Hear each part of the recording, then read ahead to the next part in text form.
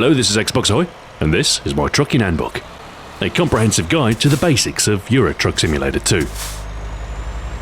On the face of it, trucking might seem like a simple enough career, driving from point A to point B with trailer in tow. As ever though, the devil is in the details, and there are a whole host of impediments, hazards and other risk factors that can conspire to delay your delivery. And as a trucker, deliveries are your business. While you can drive aimlessly about the roads of Europe, in order to make any money, you will need to find some source of employment. There are two different job types available: quick jobs and the freight market. The latter requires you to own your own truck, so for new drivers, quick jobs are the way to go. As a driver for hire, you'll find yourself already at the pickup point with trailer attached, which neatly sidesteps the need to carefully back up and hitch your cargo. On the other hand, the freight market will yield better paying jobs, as an owner-operator takes on the risk of vehicle management.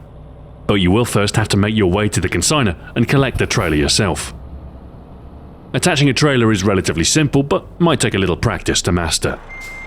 You'll need to reverse your truck onto the trailer coupling, so the first step is to take up position, facing the right direction, some distance ahead of the trailer. Then, carefully making any adjustments as you go, slowly reverse towards your trailer until you're prompted to make the attachment. Once connected, you're free to get into first gear and begin hauling your load to your destination. Now, driving with a trailer attached poses a number of challenges. As a long vehicle, you need to keep a keen eye on your mirrors to avoid potential collision. Even negotiating the goods yard can be fraught with risk. Take care negotiating any tight corners, and give yourself plenty of space on the inside edge to give the trailer room to maneuver. Hugging the apex with your cab will result in your trailer cutting the corner, potentially damaging your cargo or colliding with another road user. For most jobs, the first portion of your journey will be escaping the city traffic, a sometimes slow ordeal of non-stop red lights, heavy traffic and low speed limits. Patience is the key for the most part. Cutting corners, jumping traffic lights or speeding will all just lead to incurring fines, which will cut into your ever-thinning profit margin. Take a deep breath, turn on the radio and weigh out the queues, and before too long you'll be out of the city and up to speed. Talking of speed, you should be mindful of the limit at all times.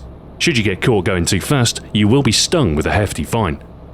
In built-up areas you should be going 50 km per hour or 30 miles per hour, and otherwise keep an eye on any posted limit. Your truck will have a speed limiter, so at full pelt you'll top out at 90 km per hour or 55 miles per hour. And this is usually under most highway limits. However, some sections of road may be slightly under your cruising speed, so it's worthwhile keeping an eye out, as slowing down slightly is less of an inconvenience than a €550 fine. In an ideal world, you'll be spending most of your time on the motorway, autobahn, autoroute or Schnellweg. These dual carriageway routes are fast, unobstructed and span the entirety of Europe, so much of the distance you travel will be on roads of this ilk. Cruise control is a godsend when it comes to these unending stripes of asphalt, freeing up your means of throttle control for an altogether more relaxing drive. Set it when you hit your speed limiter and aim to stay at your optimal cruising speed for as long as you are able. It's here that you'll be operating at maximum efficiency. Touching the throttle or brake will disengage cruise control, and this is usually a good idea when departing the motorway or to avert a potential crash. It's a good idea to watch your lane discipline when cruising. Make sure you don't drift outside your allotted lane, otherwise you run the risk of clipping other motorists, or worse still, the central barrier. It's generally good etiquette to stick to the inner lane to permit other, faster drivers to overtake you safely. In some cases, however, you will need to change lanes, either to overtake someone yourself or to negotiate a junction. In some cases, notably on the German Autobahn, the nearside lane becomes the junction exit. So, if you want to remain on the carriageway, you must move to the outer lane. Doing so should be done carefully and ideally well in advance. Keep an eye on your GPS and plan your position accordingly. Again, courtesy dictates the use of your indicators, but your mirrors are absolutely indispensable for transitioning between lanes, being your only means of seeing behind. Check that your way is clear before beginning your maneuver, and be aware that cars may not always be visible in your mirrors. Smaller vehicles can easily hide in your blind spots. In most cases, however, changing lanes is relatively simple. As long as you prepare for junctions ahead of time, motorway driving is, for the most part, very simple. Local roads serve as a contrast to the relative monotony of the motorways by providing a more scenic route across some of the European countryside. These roads are twisty single carriageways, often found near mountainous passes with hairpin curves negotiating the steeper gradients. Such roads are often slower going, with heavier traffic. It's not uncommon to get caught up in a convoy of sluggish cars, usually stuck behind a slower truck.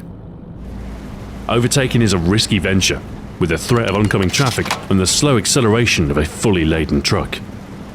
Often it's best to keep your impatience in check, engage cruise control to match the vehicle ahead, and bide your time until you can once again cruise at top speed.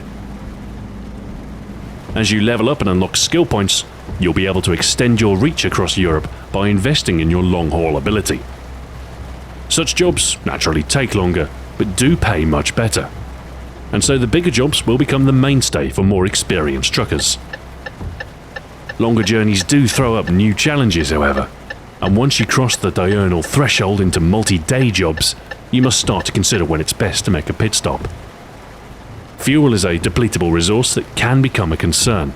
It's best to keep your tank topped up whenever the opportunity presents itself, lest you be caught running on vapours with no fuel station in sight.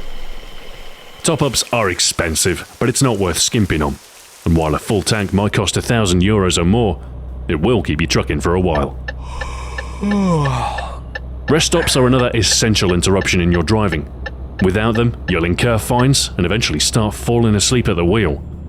Neither of these events good for your bottom line.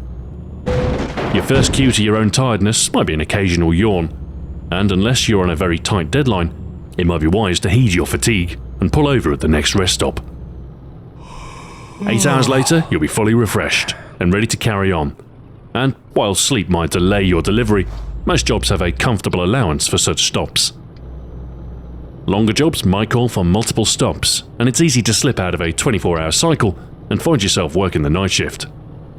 Driving at night can be dangerous in its own right. Pitch black conditions will harm your visibility and can make spotting traffic in your mirrors nigh impossible. Turning on your headlights will let you see where you're going at least, and will ensure that other road users can see you clearly. The roads are a little quieter at night, so you can often make good time. Your high beams will provide a better view of the roadway, but should be reserved for times when you won't dazzle oncoming traffic. Europe is not a homogeneous place. A typical long-haul delivery might take you through multiple countries, each with their own road network and associated quirks. Most notable is the divide between the United Kingdom and the rest of the continent. Not only is there a waterway to traverse, but different driving conventions as well. Most of Europe drives on the right, but in Britain you'll need to stick to the left. In itself not particularly difficult, but depending on your truck, such handedness might pose an issue. When driving a non-native truck, beware the fast lane. Your reduced visibility on your far side might lead to a high-speed scrape. As you'll probably spend most of your time on the continent, it might be wise to stick to left-hand drive trucks. Just be careful and make good use of your mirrors while in the UK. Another notable difference is in miles versus kilometres. In the UK, all speed limits are posted in miles per hour, while on the continent, it's all kilometres. Those not aware of the conversions might get stung by speeding fine, so it's worth becoming familiar with the two measurements. Just remember, 30 miles is approximately 50 kilometres, and 50 miles 80 kilometres. Any other limit is likely to be faster than your speed limiter, so is of lower concern. Beyond the rules of the road, there are a few other geographical differences you'll discover as you traverse the continent. The UK is a small island with a dense motorway network, festooned with speed cameras.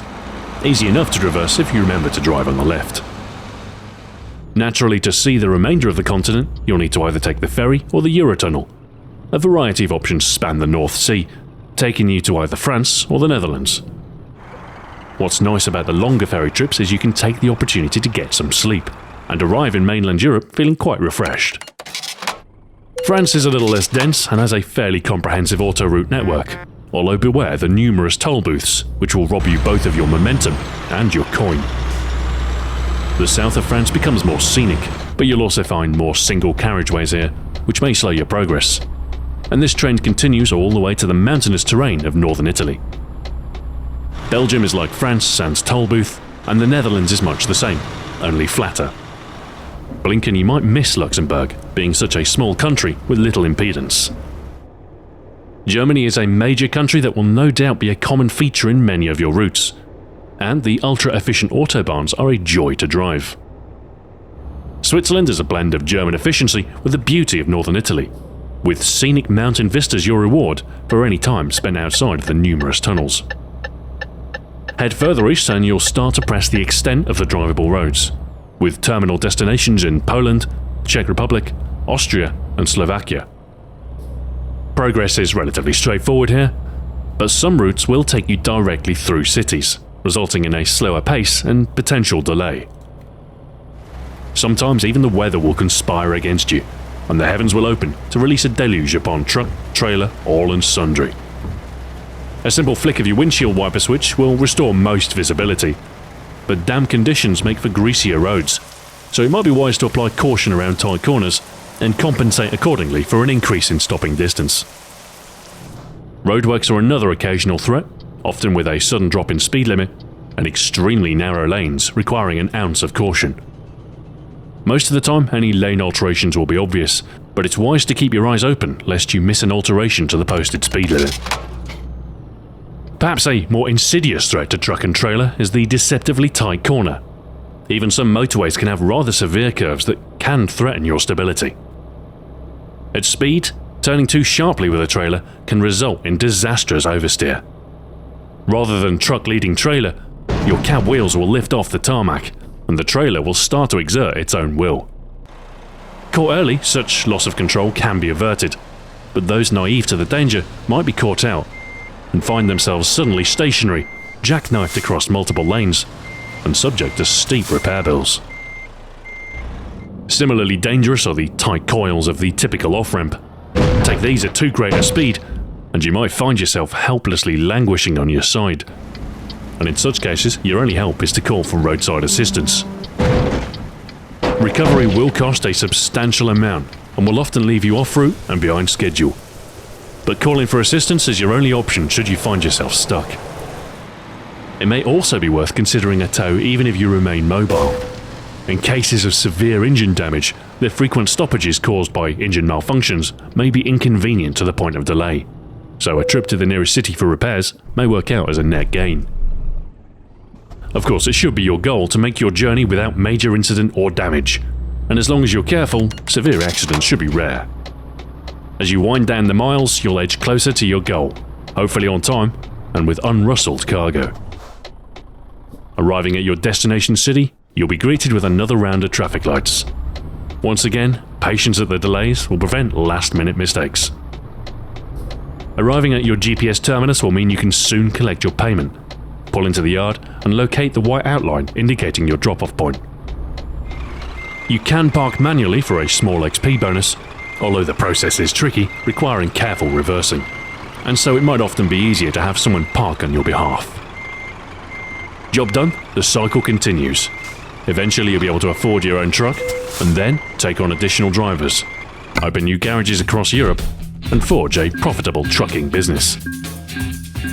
That is, of course, assuming you don't spend all your available cash on cosmetic upgrades for your truck. Some of the more expensive paint jobs will cost you €50,000, money perhaps best invested in more meaningful upgrades. As you level up, you'll gain access to more powerful trucks, and it can definitely be worth spending money on more horsepower. While your top speed will still be limited, more power means you'll spend more time at maximum efficiency, and you'll have the grunt needed to power past slower trucks on the dangerous single-lane roads. Different trucks will have slightly different characteristics, with a different set of upgrades available. Some favour raw power, whereas some might be more forgiving in the curves. Whichever you choose, your truck will soon become your home away from home, not to mention your livelihood as you rack up the miles, or kilometres depending on your inclination. Take on board these tips as you travel and you'll be set for your journey. As you gain experience, you'll unlock the higher paying jobs and eventually forge an empire. It doesn't matter whether you're a greenhorn or a seasoned professional. Whatever you do, just keep on trucking. Thanks for watching. This has been Xbox Ahoy. Join me next time when normal service will be resumed. Until then, farewell.